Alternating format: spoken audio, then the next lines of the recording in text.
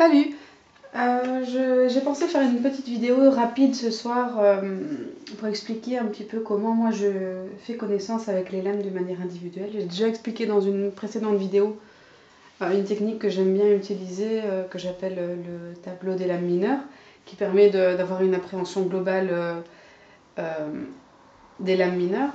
Au niveau des lames majeures et au niveau de la compréhension de manière plus fine de chaque lame mineure, j'aime bien prendre les lames individuellement, une par une, et voir un petit peu, écouter ce qu'elles ont à me raconter. Et voilà, j'avais envie de donner un petit exemple avec la lame que j'ai tirée aujourd'hui du Marielle Tarot, puisque c'est le tarot avec lequel je suis en train de travailler ces derniers temps, presque exclusivement. Alors aujourd'hui donc j'ai tiré la lame de la roue de la fortune, qui est une lame pas du tout traditionnelle, comme vous pouvez le voir. C'est pas du tout la représentation traditionnelle de la roue de la fortune. Néanmoins, le message est là et je vais vous expliquer pourquoi. À première vue, on pourrait se poser la question, ok, la roue de la fortune, je la vois là au milieu, enfin j'imagine que c'est ça. Ici, la roue qu'on voit ici, donc j'imagine qu'elle est là, la roue de la fortune, mais à part ça, quel est le message de cette lame ? Alors, ce que je fais, c'est que je regarde d'abord les éléments visuels, les symboles qui sont sur la lame, et je vois un petit peu ce qu'ils ont à me dire et comment je peux les interpréter. Sachant que quand je fais connaissance avec une lame, donc j'en retire le message global, général, mais après, lors d'un tirage, une lame peut toujours donner un autre message que celui que j'ai eu la première fois que je suis entrée en contact avec elle. Ça dépend de certains éléments ou de certains symboles ou de certaines couleurs qui me frapperont lors du tirage. Et alors là, j'affinerai ma perception et mon interprétation de la lame. Donc par exemple, dans le cas de cette lame-ci, ce que j'ai vu au premier coup d'œil, c'est la femme qui est nue, donc elle est dans un état d'abandon.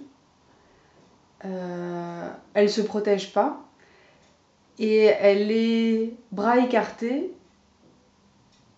et elle a les yeux bandés. Donc le fait qu'elle soit bras écartés et qu'elle ait les yeux bandés me fait penser qu'elle s'est bandée peut-être les yeux elle-même, volontairement. Et elle est bras écartés, moi ça me donne l'impression qu'elle s'abandonne un petit peu aux éléments, quoi. Elle attend que les choses viennent et elle attend de manière assez sereine, hein. On le voit sur son visage, elle est sereine.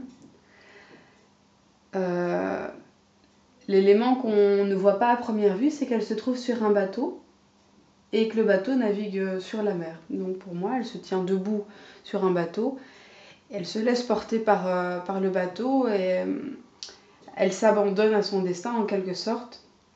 Elle laisse le bateau la guider là où il le souhaite. Et ce qu'elle ne voit pas, parce qu'elle a les yeux bandés, c'est que son destin à elle se trouve en fait en elle-même. On voit la roue de la fortune qui se trouve dans son ventre, en elle. Enfin, dans son ventre, plutôt au niveau de son bas-ventre.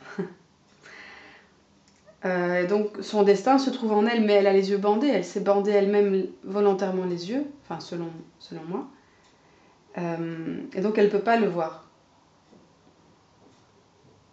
En tout cas, une chose est sûre, c'est qu'elle est seule maîtresse de son destin, mais en même temps, elle s'abandonne aux éléments. Donc, elle remet son destin dans les mains d'éléments extérieurs à elle. Donc, il y a ces deux pôles-là, à mon avis, dans cette lame-là, c'est la maîtrise intérieure et puis l'abandon à l'extérieur. Donc on voit aussi la rose qui est au centre de la roue, qui pour moi représente un élément d'épanouissement, puisque bon, c'est une rose, elle n'est pas en bouton, elle est épanouie, elle a fleuri. Et elle se trouve au milieu enfin, elle se trouve au centre, quoi, en fait. Elle se trouve au centre de la femme. Donc peut-être ce qu'elle cherche en elle-même, on pourrait imaginer aussi qu'elle s'est bandé les yeux parce qu'elle cherche quelque chose en elle-même et que quand on a les yeux ouverts sur le monde, c'est difficile de regarder en soi-même. Donc peut-être qu'elle s'est bandé les yeux dans une démarche d'intériorisation et que ce qu'elle cherche, c'est la rose qui se trouve au sein d'elle-même. Voilà, donc ça c'est un exemple d'interprétation. Au niveau des couleurs, par exemple, moi ce qui me frappe, c'est l'ambivalence entre le bleu et le rouge, c'est une couleur froide contre une couleur chaude. Donc, la couleur froide, c'est plutôt pour l'extérieur. Et la couleur chaude, c'est vraiment elle, c'est sa chevelure, c'est vraiment la représentation de l'essence féminine, la chevelure, qui est vraiment d'un rouge flamboyant. Mais cependant, au niveau de la roue, elle est bleue aussi, donc c'est une référence pour moi à l'extérieur. Voilà. Tout ça, ce sont des idées d'interprétation, et en fait, lors d'un tirage, ce qui est important de retenir, c'est que, ok, on connaît la signification des lames, mais en même temps, on se laisse aussi porter par notre intuition, principalement pour moi. Et il y a un élément, une couleur ou plusieurs éléments qui vont venir me frapper et qui vont me guider dans mon interprétation. Alors donc, quand je fais ça, quand je tire une lame du jour, donc ce que je fais, c'est que je décris la lame pour moi-même dans ma tête, et puis ensuite je l'écris dans mon carnet. Donc je note lame du jour, le nom du tarot et le nom de la lame. Et j'écris ce que je vois, ce que je pense, ce que je ressens. Et ensuite, quand j'ai terminé ça, alors je vais voir dans le livre. Et je vais lire dans le livre, voilà, La roue de fortune, ce que l'auteur a à dire sur la lame. Et après avoir lu ça, je retourne à mon journal et j'écris à la lecture de livres, je retiens. Et là, j'écris ce qui est pour moi important de retenir en lisant ce passage dans le livre qui concerne la lame que j'ai tirée aujourd'hui. Voilà, c'est ma technique personnelle. Après, évidemment, chacun a la sienne. Pour moi, c'est ce qui marche très très bien. C'est vrai que je me concentre pas du tout sur l'interprétation littérale. Pour moi, c'est une interprétation. Oui, j'imagine que ça doit être possible pour certaines personnes et que ça doit pouvoir marcher, mais on se retrouve vite alors acculé et bloqué dans ces interprétations. Le tarot n'est selon moi pas interprétable littéralement, ou alors oui, on se retrouve super vite bloqué.